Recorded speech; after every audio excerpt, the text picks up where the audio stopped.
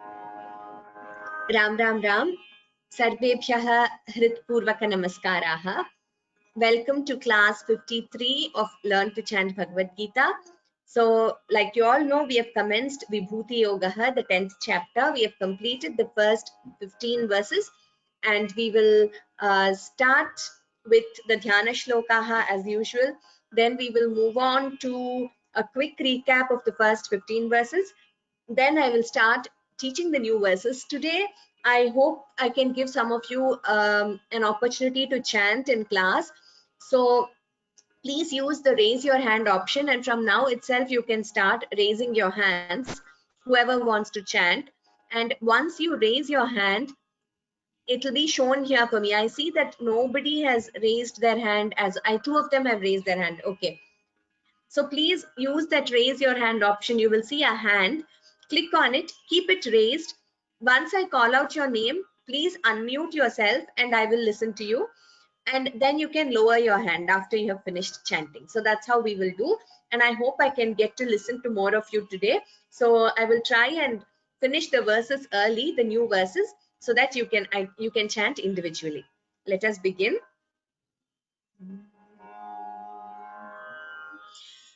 गुरुरेव गतिर्गुरुमेव भजे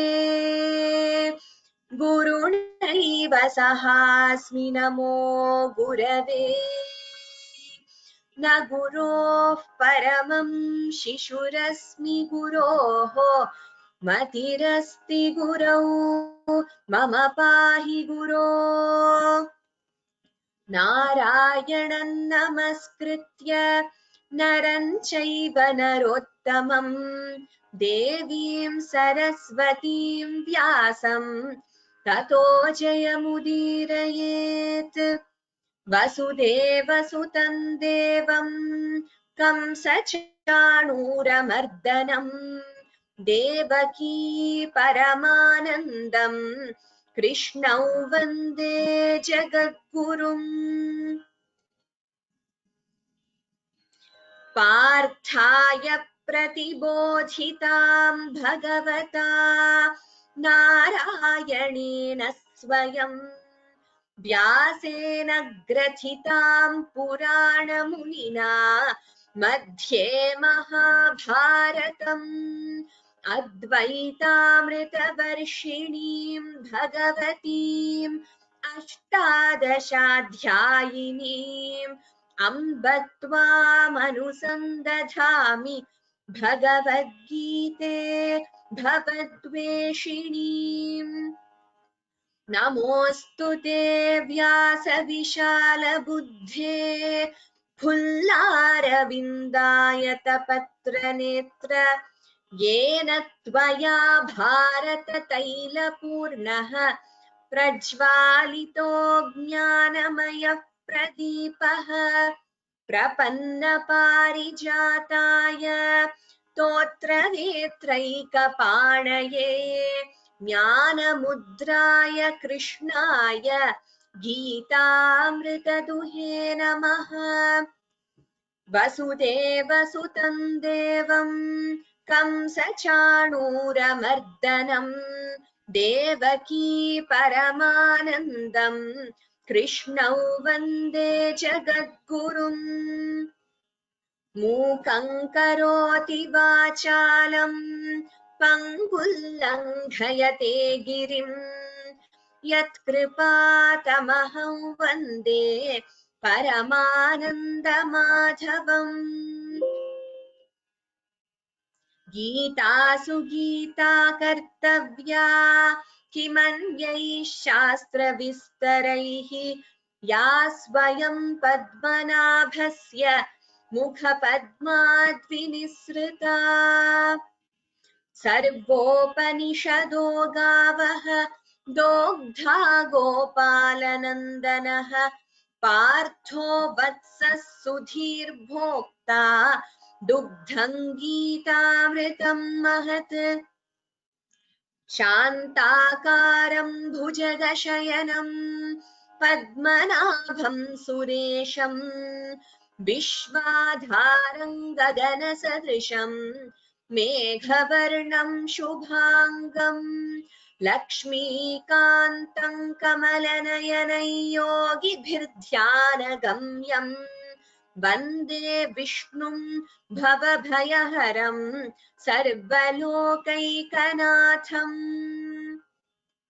यं ब्रह्मा वरुणेन्द्ररुद्रमरुतः स्तुन्वन्ति दिव्यैस्तवैः वेदैः साङ्गपदक्रमोपनिषदैः गायन्ति यं सामगाः ध्यानावस्थिततद्गतेन मनसा पश्यन्ति यं योगिनः यस्यान्तन्न विदुः सुरासुरगणाः देवाय तस्मै नमः। धृतराष्ट्र उवाच धर्मक्षेत्रे कुरुक्षेत्रे समवेतायुयुत्सवः मामकाः पाण्डवाश्चैव किमकुर्वत सञ्जय। ॐ श्री परमात्मने नमः। अथ दशमोऽध्यायः विभूतियोगः। श्रीभगवानुवाच भूय एव महाबाहो शृणु मे परमौ वचः यत्तेऽहं प्रीयमाणाय वक्ष्यामि हितकाम्यया। न मे विदुः सुरगणाः प्रभवन्न महर्षयः अहमादिर्हि देवानां महर्षीणां च सर्वशः। यो मामजमनादिं च वेत्ति लोकमहेश्वरम् असम्मूढः समर्थ्येषु सर्वपापैः प्रमुच्यते।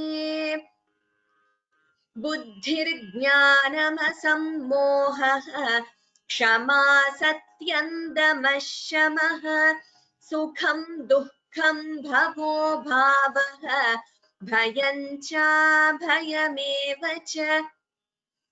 अहिंसा समता तुष्टिः तपोदानै यशो यशः भवन्ति भावा भूतानां मत्त एव पृथग्विधाः। महर्षयः सप्त पूर्वे चत्वारो मनवस्तथा मद्भावा मानसा जाताः येषां लोक इमाः प्रजाः। एतां विभूति योगं च मम यो वेत्ति तत्त्वतः सोऽविकम्पेन योगेन युज्यते नात्र संशयः। अहं सर्वस्य प्रभवः मत्तः सर्वं प्रवर्तते इति मत्वा भजन्ते मां बुधा भावसमन्विताः मच्चित्ता मद्गतप्राणाः बोधयन्तः परस्परं कथयन्तश्च मां नित्यं तुष्यन्ति च रमन्ति च। तेषां सततयुक्तानां भजतां प्रीतिपूर्वकं ददामि बुद्धियोगं तं येन मामुपयान्ति ते। तेषामेवानुकम्पार्थम् अहमज्ञानजन्तमः नाशयाम्यात्मभावस्थः ज्ञानदीपेन भास्वता। अर्जुन उवाच परं ब्रह्म परं धाम पवित्रं परमं भवान् पुरुषं शाश्वतं दिव्यम् आदिदेवमजं विभुम् आहुस्त्वां ऋषयः सर्वे देवर्षिर्नारदस्तथा असितो देवलो व्यासः स्वयं चैव ब्रवीषि मे सर्वमेतदृतं मन्ये यन्मां वदसि केशव न हि ते भगवन् व्यक्तिं विदुर्देवानदानवाः स्वयमेवात्मनात्मानं वेत्थत्वं पुरुषोत्तम भूतभावन भूतेश देवदेव जगत्पते. We have learned till this verse. So just one thing I wanted to point out to you all before we proceed. Here, this is Sarvametadritam manye. Sarvametadritam. Sarvam etat ritam manye. So it is not etadritam. There is no Sanyuktakshara in ritam here. Sarvametadritam. So it has to be chanted as Sarvametadritam. Like we chant Amritam. It is not Amritam. Similarly here it is not Etadritam. There is no d, extra d here. Etadritam, Amritam. That is how it has to be chanted. This r is a swara. Like we say Krishnaha, Amritam. It's a swara there. So Sarvametadritam manye. That's a very common error which some of us might commit inadvertently. Instead of chanting etadritam, we might chant it as etadritam. That is not correct because there is no d here. It is sarvametadritam. I hope that is clear. Let us move to the 16th verse now. So like I told you in the previous class, Arjuna is requesting Bhagavan Shri Krishna to describe his wonderful manifestations which are limitless, Vibhutayah. That is why it is called Vibhuti Yoga. So we have a few more verses where Arjuna requests Bhagavan, and then Bhagavan Shri Krishna starts to describe his divine manifestations. So let us begin.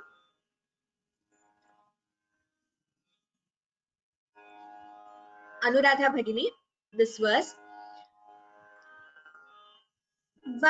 वक्तुमर्हस्य शेषेण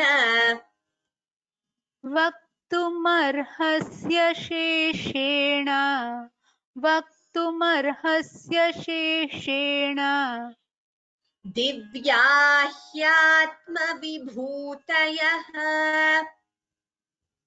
दिव्या ह्यात्मविभूतयः दिव्या ह्यात्मविभूतयः याभिर्विभूतिभिर्लोकान् याभिर्विभूतिभिर्लोकान् याभिर्विभूतिभिर्लोकान् इमांस्त्वं व्याप्य तिष्ठसि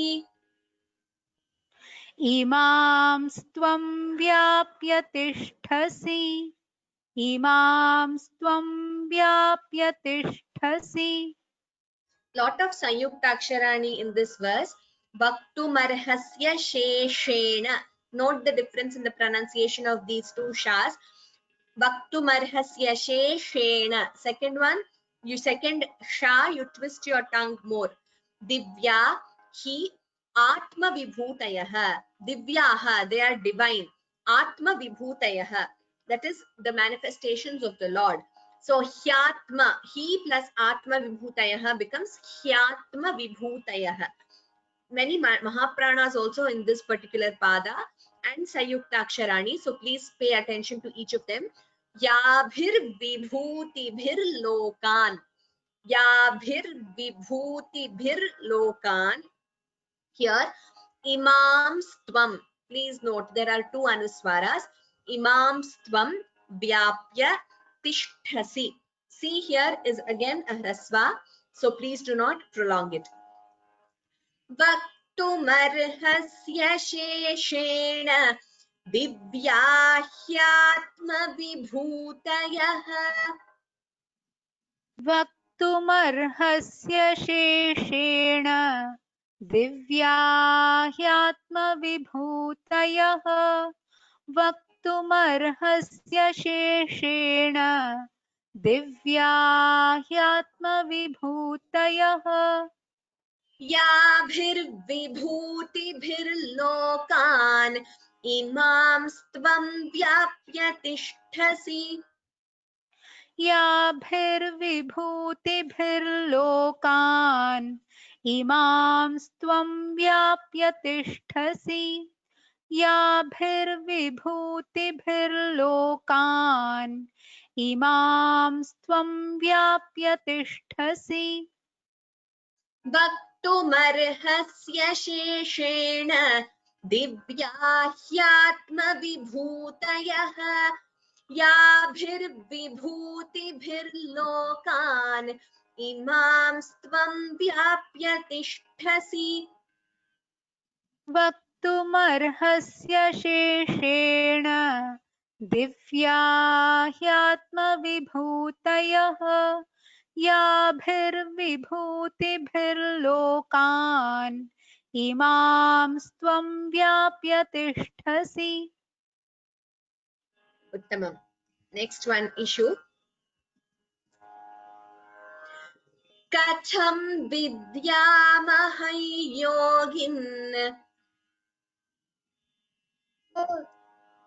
कथं विद्यामहं योगिन् कथं विद्यामहं योगिन् त्वां सदा परिचिन्तयन् त्वां सदा परिचिन्तयन् त्वां सदा परिचिन्तयन् केषु केषु च भावेषु केषु केषु च भावेषु केषु केषु च भावेषु चिन्त्योऽसि भगवन्मया चिन्त्योऽसि भगवन्मया चिन्त्योऽसि भगवन्मया Uttamam. Here all of you please note Vidyamaham Yogin. You can also chant it as Vidyamaham Yogin or like we chanted Vidyamahai Yogin. That is also correct. And here this is like I've already told you, this is called an Avagraha Chinha, Chintyosi. This S-like symbol here, it denotes Purva Rupa Sandhi. Chintyaha Asi is how you split it. But because we are chanting together without splitting, we chant it as Chintyosi. And here, please note, it is Bhaveshu Hrasva. That is a short vowel. Do not prolong it like Bhaveshu. Please do not prolong it. So there is a tendency because of the tune to just prolong it, without our knowledge. But that shouldn't be done when it is a Hrasva Swara. So be very careful and chant it as Bhaveshu Chintyosi Bhagavanmaya. Also note how Ishu chants the shas. She makes it very clear. Keshu keshu cha bhaveshu. This sha, her pronunciation is very clear, so you will know how the sha should be chanted. So please pay attention to that. Ishu, please unmute yourself. Katham vidyamahai yogin tvam sada parichintayan. कथं विद्यामहं योगिन् त्वां सदा परिचिन्तयन् कथं विद्यामहं योगिन् त्वां सदा परिचिन्तयन् केषु केषु च भावेषु चिन्त्योऽसि भगवन्मया केषु केषु च भावेषु चिन्त्योऽसि भगवन्मया केषु केषु च भावेषु चिन्त्योऽसि भगवन्मया कथं विद्यामहं योगिन् त्वां सदा परिचिन्तयन् केषु केषु च भावेषु चिन्त्योऽसि भगवन्मया कथं विद्यामहं योगिन् त्वां सदा परिचिन्तयन् केषु केषु च भावेषु चिन्त्योऽसि भगवन्मया. I have a question related to this verse, so I will by Isha Bhagini. So I thought I will just answer it right here. Katham vidyamaham yogin tvam sada parichintayan. So this n which you see here, this halanta, yogin parichintayan, that is what we call a half letter. That is, this is a halanta in Sanskritam, this line here. That is, like we learned in the first class, that is actually the vyanjanam, the n. With any of the swaras, a, e, etc., it becomes na, ni. So when with the corresponding vowel. So when you have a vyanjanam like this with a halanta at the end of a pada, then how should it be chanted? So, I mean, we already chanted it here. Yogin, the n, ideally, it should, the duration for chanting that is ardhamatrakam. The first class I explained what is ekamatra kala, unit of time to chant a hrasva swara, a, e, u, that is one matra kala. One example is the time to take to blink your eyes inadvertently. Then dvimatra kala is dirgha swara, a, e, like here tvam, it is two matra kalas. Vyanjanastu ardhamatrakam. So this n, t, apathat, if you say, or apatham, all these words, vyanjana at the end with a halanta, that should take ardhamatra kala. That is half of what you take to pronounce a hrasva swara. That is exactly how it has to be chanted. So when you chant, Katham vidyamahai yogin tvam sada parichintayan, that is how it should be chanted. Sometimes in some kinds of chanting, you hear a u coming there. So technically, an u should not come there. There is no yogin parichintayannu, u is not there. Sometimes because of some regional influences, because of some of the mother tongues in, I mean, Indian languages, you see that some of them, when they chant, that slight u comes. That is not technically right. Though they are chanting the same word, that u sound is heard, but if it has to be perfect, then you have to chant it just as the vyanjanam without a u there. Yogin tvam sada parichintayan. It's a half letter. Just remember that it is a half letter, and that should make it clear.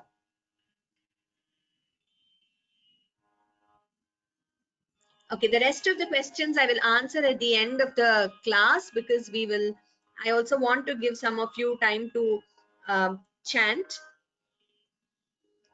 Neha, next verse. Vistarenatmano yogam. विस्तरेणात्मनो योगम् विस्तरेणात्मनो योगम् Vibhutin cha janardana. विभूतिं च जनार्दन विभूतिं च Janardan Bhuyah kathaya triptirhi. भूयः कथय तृप्तिर्हि भूयः कथय तृप्तिर्हि Shrinvato nasti me mritam. शृण्वतो नास्ति मे मृतम् शृण्वतो नास्ति मे मृतम्. Here note the Mahapranas, and Janardana, it should be a hrasva. Please do not prolong it as na, and a visarga followed by a ka that is, this is a visarga. I think there was some question about what is a visarga. These two dots, bhuyaha is the word, but when a visarga is followed by a ka or a kha, you already know that it is called an jihva muliya. So you get the pronunciation as bhuyah kathaya. Bhuyah kathaya triptirhi. Please note here, he is again a hrasva, a short vowel. Please do not prolong it as he while chanting. That would be wrong. So triptirhi, please note that. And this is me amritam. So instead of the a, you get the avagraha chinha. I've already told you it denotes a purva rupa sandhi. विस्तरेणात्मनो योगं विभूतिं च जनार्दन. विस्तरेणात्मनो योगं विभूतिं च जनार्दन. विस्तरेणात्मनो योगं विभूतिं च जनार्दन. भूयः कथय तृप्तिर्हि शृण्वतो नास्ति मे मृतम्. भूयः कथय तृप्तिर्हि शृण्वतो नास्ति मे मृतम्. भूयः कथय तृप्तिर्हि शृण्वतो नास्ति मे मृतम्. Uttamam. Here vibhutim plus cha, we get vibhutin cha optionally, but as consistently we are following that, we chant it as vibhutin cha. It is also correct to split and chant it as vibhutim cha. And just so that you all know, there were some very basic doubts. Anuswara is this, yogam, vibhutim, this dot at the top if you're looking at the Sanskritam. Otherwise, it is this M with a dot below if you're looking at the diacriticals. This is called an anuswaraha. Again, I urge you to please go back to the first class and listen to how do we pronounce these, what is an anuswara, visarga, it will be clearer. And bhuyaha, these two dots in Sanskrit, in Devanagari Sanskritam, or here this H with a dot below, this is called a visarga, bhuyaha. And a halanta is this, amritam is the word. So amritam, the m is half. So I mean, those who are familiar with Hindi, in Hindi, when you write, say, Janardana, you read it as Janardan. You don't read it as Janardana. That is the rule in Hindi. But that is not what we follow in Sanskritam. Janardana is read as Janardana itself. But if it has to be a half letter, like here, Amritam, we put this line below m. That is called a halanta. This line, if you see in Devanagari, at the end of a word, that is called a halanta. And I mean, it could be in between a word also, but generally we don't use halanta in between a word because we write it as a sanyuktakshara itself, combining with the next letter generally. But at the end of a word, we use this halanta. So this denotes that it is a half letter. Only if there is a halanta, we chant it as amritam.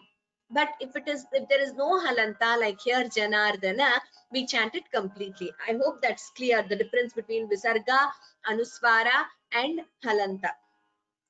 Vistarenatmano yogam vibhutin cha janardana bhuyah kathaya triptirhi shrinvato nasti me mritam. विस्तरेणात्मनो योगं विभूतिं च जनार्दन. भूयः कथय तृप्तिर्हि शृण्वतो नास्ति मे मृतम्. Uttamam Neha. Prithvi, next one.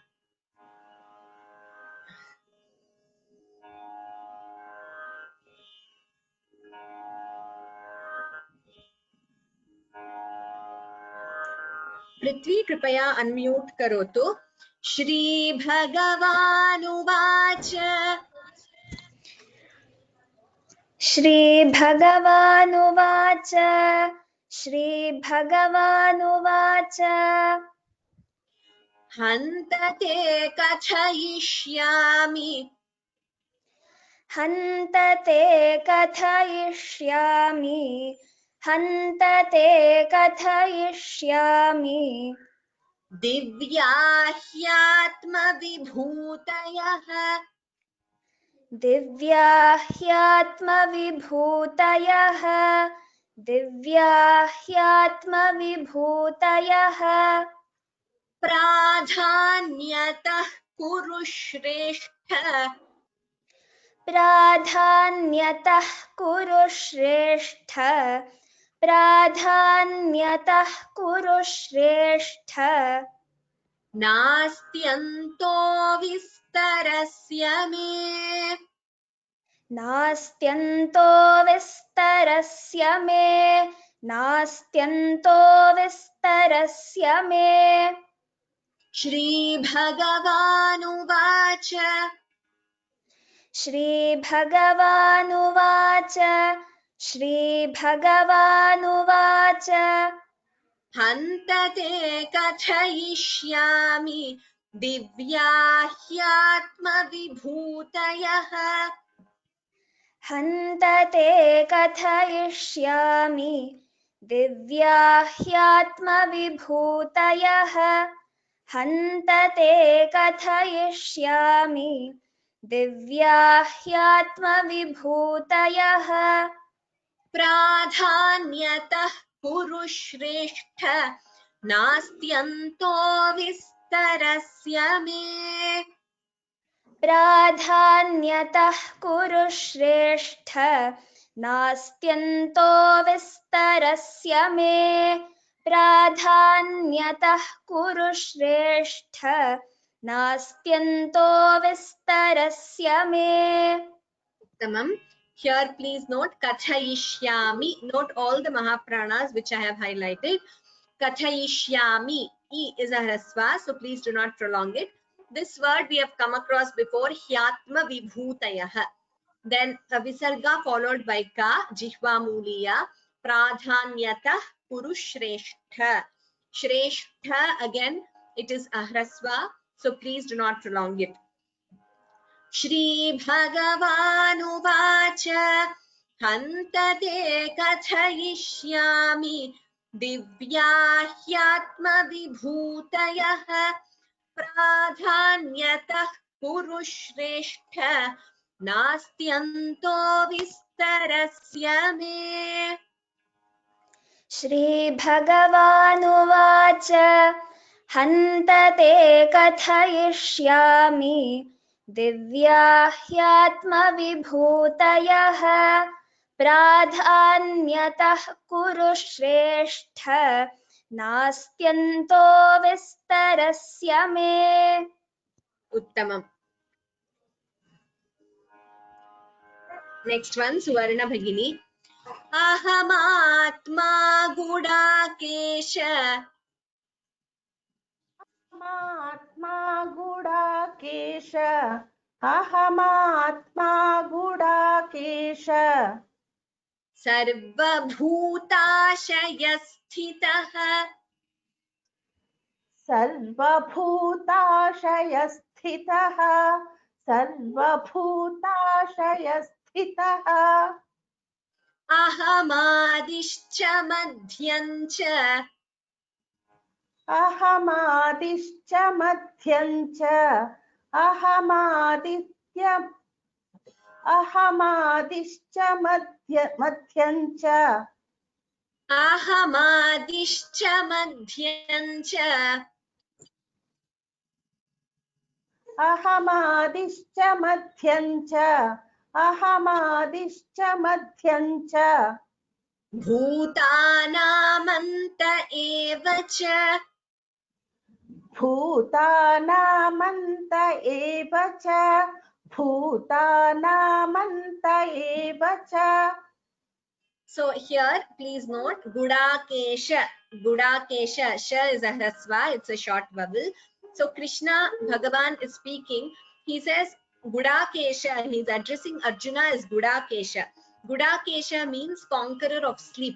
So you know how difficult it is to conquer sleep, but Arjuna has conquered sleep. He is such a great person and a great warrior.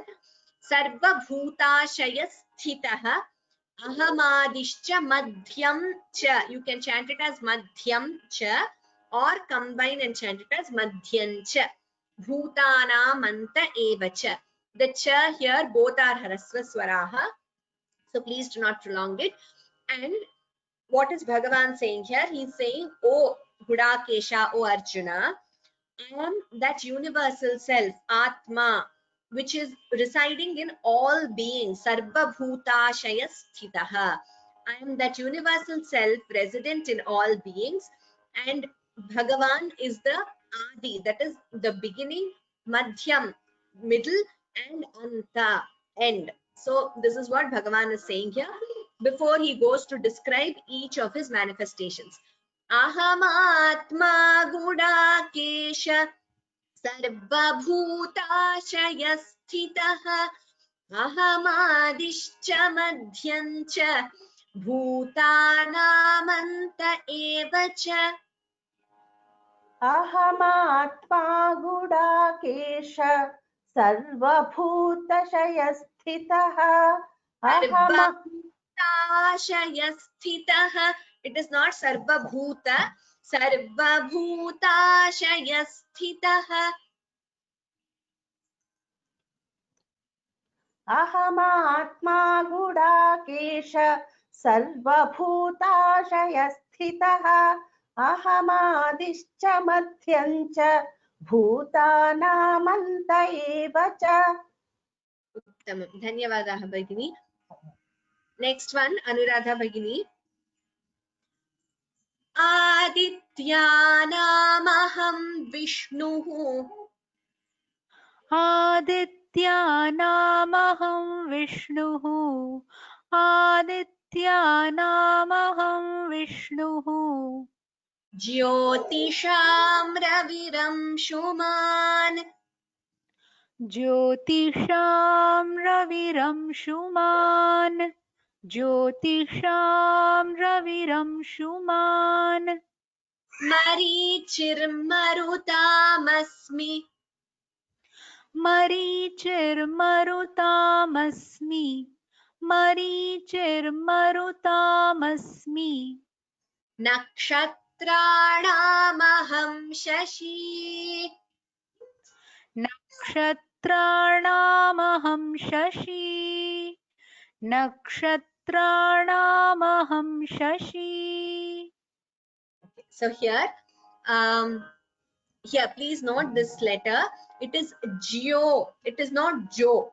So sometimes we have a tendency to say Jyoti. It is not Jyoti. It is Geo. J with Ya. So both the letters should be heard. Sanyuktakshara here. Jyotisham Raviram Shuman. Marichir Marutam Asmi. Asmi again is a Rasva there. Nakshatranamaham Shashi. So here Bhagavan is saying, Adityanam, among the sons of Aditi, I am Vishnu. So Bhagavan says he is the best among each of these manifestations. So among the sons of Aditi, I am Vishnu. Jyotisham, among the luminous objects, that is the ones which give out light. Among the luminous objects, Ravihi, I am the effulgent sun. Ravihi is sun. So you know how the sun is considered to be Pratyaksha Daivam, that is the form of God which is visible to our eyes is the sun. So Bhagavan says this in Vibhuti Yoga, that he is the sun among the luminous objects. Marichihi Marutam Asmi. And here he says he is the wind. Nakshatranam Aham Shashi. Among the objects which shine at night in the night sky, Bhagavan is Shashi. That is, he is the moon. So which is why, you know, we consider the sun and the moon to be Pratyaksha Devas, that is the gods which the naked eye can see. So here Bhagavan is saying the same thing. Among the luminous objects, he is the sun, and at night he is the moon. Adityanamaham Vishnuhu Jyotisham Raviram Shuman. आदित्यानामहं विष्णुः ज्योतिषां रविरंशुमान् आदित्यानामहं विष्णुः ज्योतिषां रविरंशुमान् मरीचिर्मरुतामस्मि नक्षत्राणामहं शशी मरीचिर्मरुतामस्मि नक्षत्राणामहं शशी मरीचिर्मरुतामस्मि नक्षत्राणामहं शशी आदित्यानामहं विष्णुः ज्योतिषां रविरंशुमान् मरीचिर्मरुतामस्मि नक्षत्राणामहं शशी आदित्यानामहं विष्णुः ज्योतिषां रविरंशुमान् मरीचिर्मरुतामस्मि नक्षत्राणामहं शशी. So in each of these verses from now on, you'll know how Bhagavan says he is the best among those. So nakshatram means stars. The next verse, issue.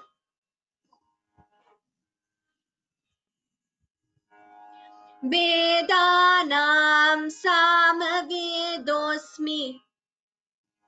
वेदानां सामवेदोऽस्मि वेदानां सामवेदोऽस्मि Devanamasmi vasavah.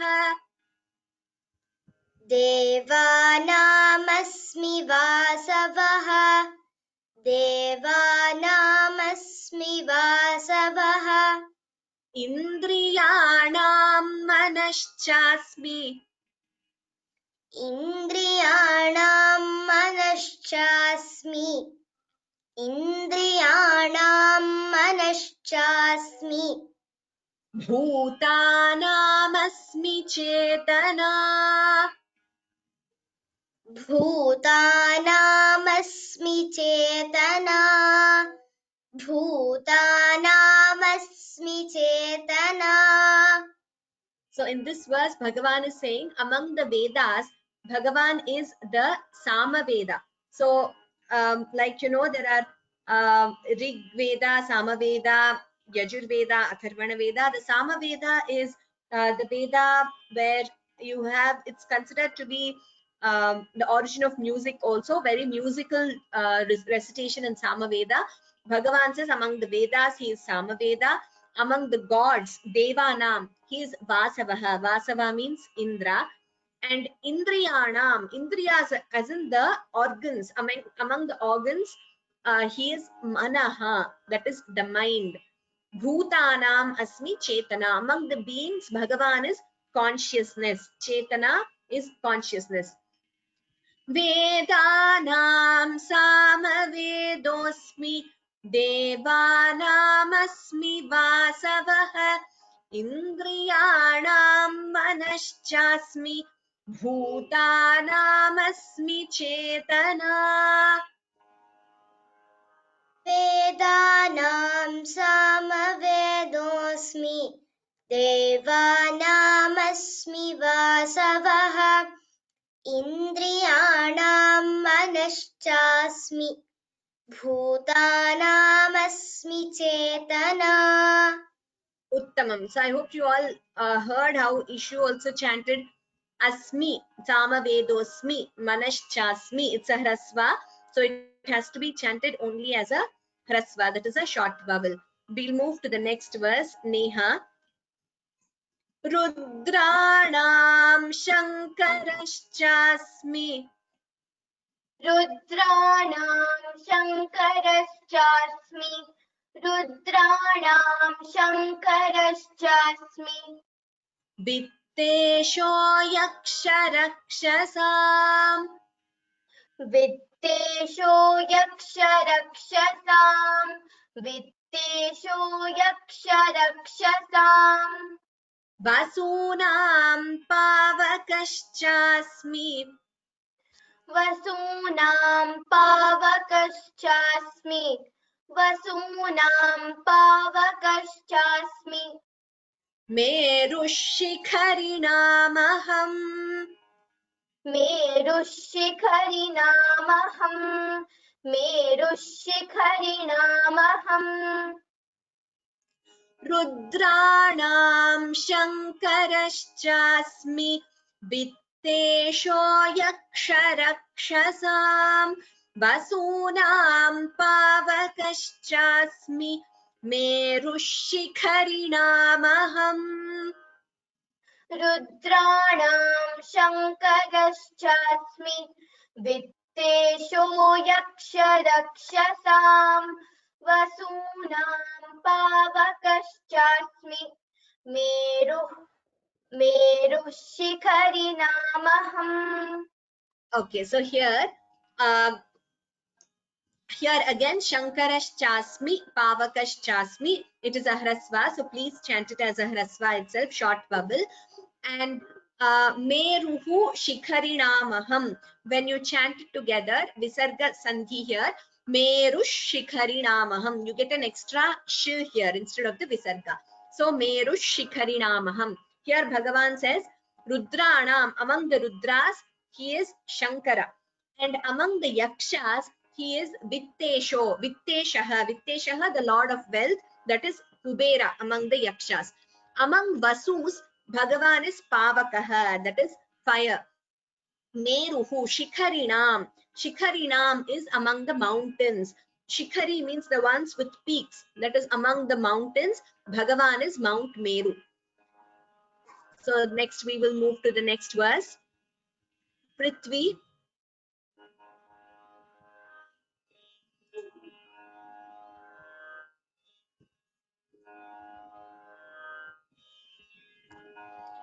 Prithvi, please unmute yourself. Purodhasancha mukhyam mam. पुरोधसाञ्च मुख्यं माम् पुरोधसाञ्च मुख्यं माम् Viddhi partha brihaspatiम्. विद्धि पार्थ बृहस्पतिम् विद्धि पार्थ बृहस्पतिम् सेनानीनामहं स्कन्दः. सेनानीनामहं स्कन्दः सेनानीनामहं स्कन्दः सरसामस्मि सागरः. सरसामस्मि सागरः सरसामस्मि सागरः. So here Purodhasam cha, while chanting together we chant it as Purodhasancha. But you can also chant it as Purodhasam cha, that's also correct. It's an optional sandhi rule. Purodhasancha mukhyam mam vidhi partha brihaspatim senaninam aham skandaha sarasamasmi sagaraha. So Bhagavan says, among the priests, Purodhasam, chief priests, Bhagavan is Brihaspati. Among the warriors, that is, Senani is actually the commander-in-chief of the army. So among the commanders-in-chief, Bhagavan is Skanda, that is Kartikeya. Sarasam, among the water bodies, Sagaraha, Bhagavan is the ocean among the water bodies. Purodhasancha mukhyam mam vidhi partha brihaspatim. पुरोधसाञ्च मुख्यं माम् विद्धि पार्थ बृहस्पतिम् पुरोधसाञ्च मुख्यं माम् विद्धि पार्थ बृहस्पतिम् सेनानीनामहं स्कन्दः सरसामस्मि सागरः. सेनानीनामहं स्कन्दः सरसामस्मि सागरः सेनानीनामहं स्कन्दः सरसामस्मि सागरः पुरोधसाञ्च मुख्यं मां विद्धि पार्थ बृहस्पतिम् सेनानीनामहं स्कन्दः सरसामस्मि सागरः पुरोधसाञ्च मुख्यं मां विद्धि पार्थ बृहस्पतिम् सेनानीनामहं स्कन्दः सरसामस्मि सागरः Uttamam. So now I want to have some time for all of you to chant. So what I'll do is I'll quickly recap just the verses which we learned today. That is from the 16th verse onwards. And then please raise your hand. I see that some of you have raised. Keep your hand raised. I will call out your names individually and you can chant. वक्तुमर्हस्य शेषेण दिव्या ह्यात्मविभूतयः याभिर्विभूतिभिर्लोकान् इमांस्त्वं व्याप्य तिष्ठसि कथं विद्यामहै योगिन् त्वां सदा परिचिन्तयन् केषु केषु च भावेषु चिन्त्योऽसि भगवन्मया विस्तरेणात्मनो योगं विभूतिं च जनार्दन भूयः कथय तृप्तिर्हि शृण्वतो नास्ति मे मृतम् श्रीभगवानुवाच हन्त ते कथयिष्यामि दिव्या ह्यात्मविभूतयः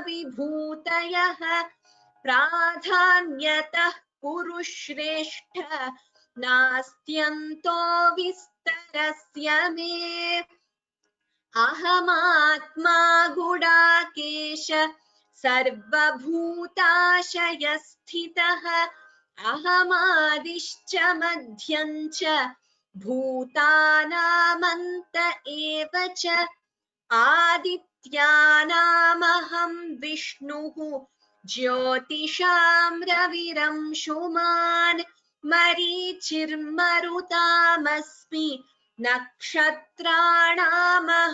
शशी वेदानां सामवेदोऽस्मि देवानामस्मि वासवः इन्द्रियाणां मनश्चास्मि भूतानामस्मि चेतना रुद्राणां शङ्करश्चास्मि वित्तेशो यक्षरक्षसां वसूनां पावकश्चास्मि मेरुशिखरिणामहम् पुरोधसाञ्च मुख्यं मां विद्धि पार्थ बृहस्पतिम् सेनानीनामहं स्कन्दः सरसामस्मि सागरः. So let us move back now to the first verse. Yes, Radha Rammohan Bhagini, please unmute yourself when I call your name. Only then I will be able to hear. Yeah. Can you hear me now? Yes, namaste. Namaste. You can chant the introduction and the first verse, Bhagini. I'm not able to see your slide, please. You're not able to see my slide? It's on the screen. I mean, Oh. others are able to see it. Suddenly- I'm showing the first Yeah, one. yes, yes. Yes. Yeah, I can see now. Yeah. Okay. Srimad Bhagavad Gita. Om Shri Paramatmane Namaha. Ata Dashamodhyayah Vibhuti Yogah. Yes. Next one.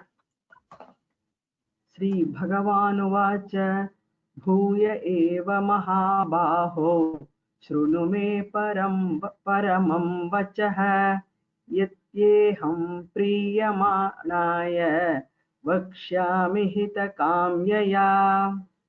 Uttamam Bhagini. Dhanyavadaha. just that if the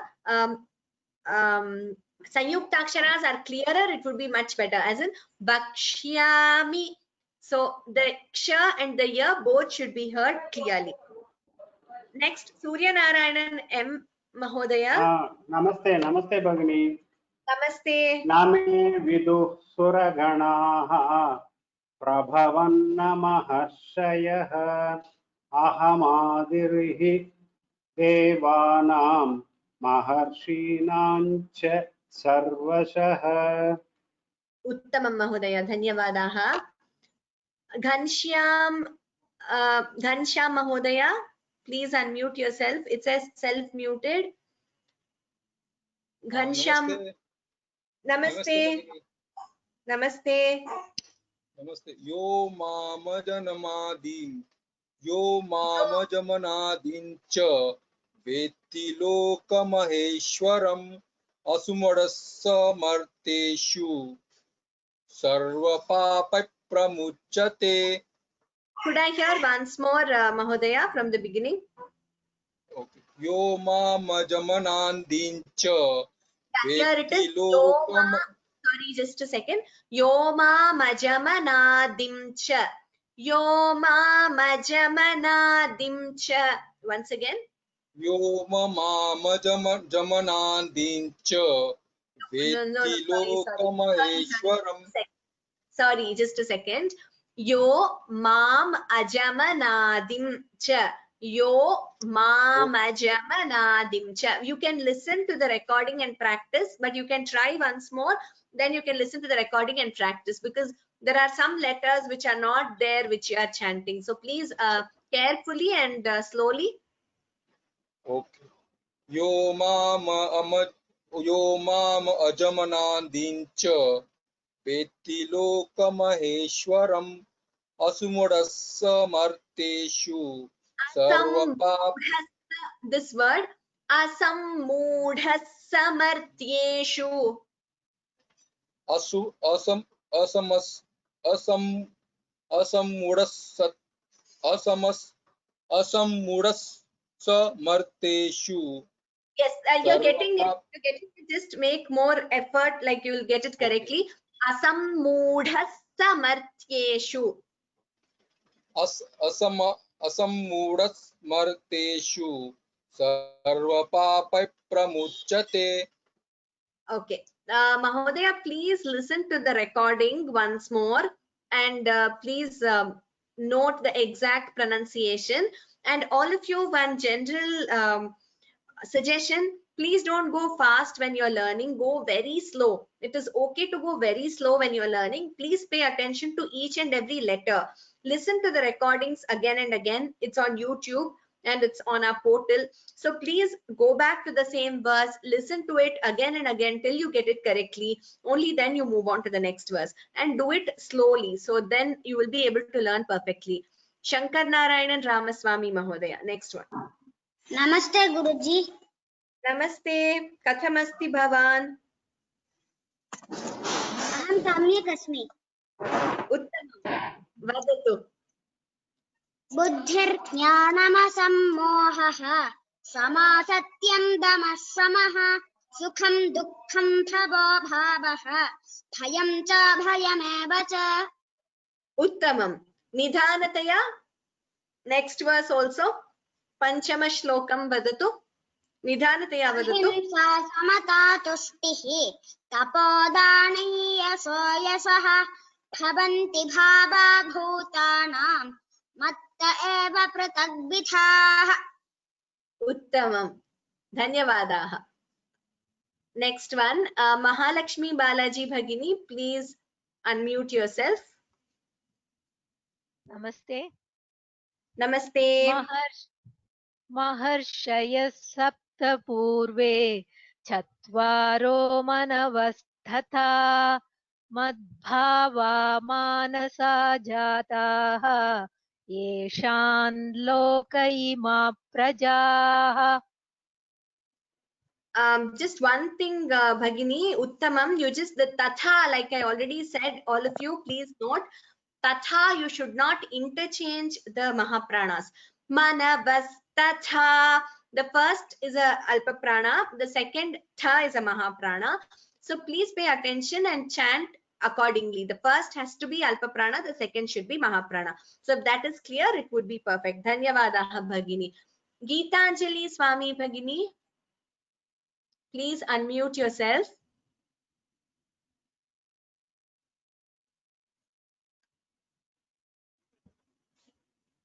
Geetanjali Swami.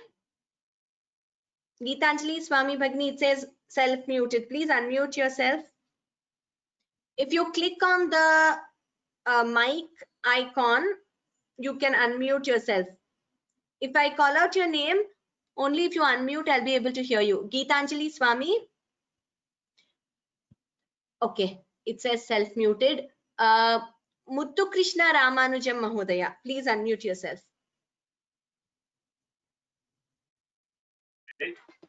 Yes, yes. Yetam vibhutim yogancha mama yo veti tatvatah sovikampena yogena yujyate natra samshayah. Uttamam Mahodaya, Dhanyavadaha. I think Geetanjali Swami is now unmuted. Kripaya Vadatu, please chant this verse, the 8th one.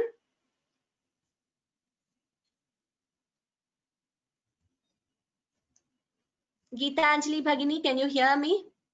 Your icon is unmuted now.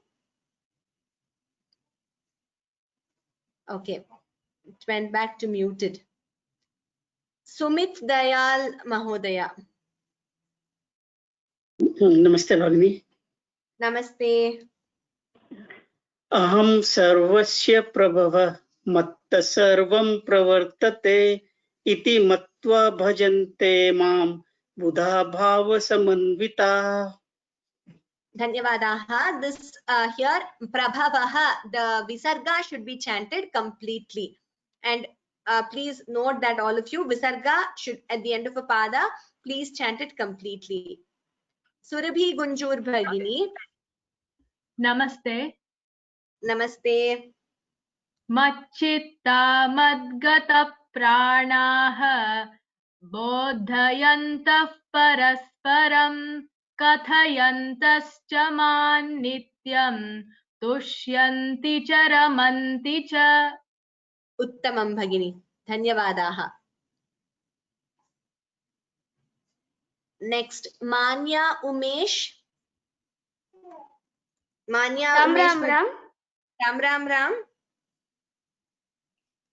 तेषां सततयुक्तानां भजतां प्रीतिपूर्वकं ददामि बुद्धियोगन्तं येन मामुपयान्ति ते. Atyuttamam. Chanted very well. Dhanyavadaha. Manya Ram Ram Ram. Ram Ram Ram. Narayanan Mahodaya.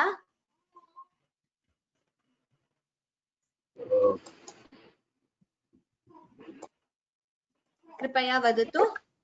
तेषामेवनुकम्पार्थम् Tesham Vanukampartham. Va is Dirgha. Teshamevanukampartham. तेषामेवानुकम्पार्थम् अहम् अज्ञानजं तमः नाशयाम्यात्मभावस्थः ज्ञानदीपेन भास्वता. Dhanyavadaha Mahodaya. Lakshmi Raghavan Bhagini. Next one.